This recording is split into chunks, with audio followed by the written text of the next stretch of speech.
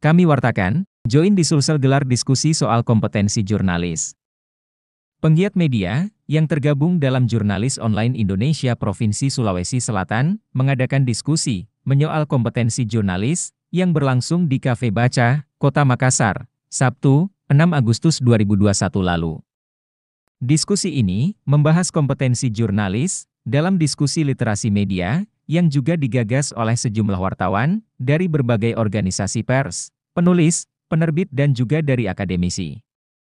Dirpusdiklat Join, Zulkarnain Hamson, SOS, M.Si, bersama dengan Ketua Umum DPP Jurnalis Milenial Bersatu Indonesia, JMBI, Friedrich Kuen, M.Si, hadir sebagai narasumber. Itu ada peristiwa, citizen yang ambil, jurnalis warga yang ambil itu gambarnya joget, gambarnya dangdutan, tetap dia siapkan, karena dia tidak mampu untuk mendapatkan. Siapa yang salah? Apa mereka salah? Kan tidak disentuh. Diskusi ini dipandu oleh Humas Join Sulsel, Arwanda Eng Awing.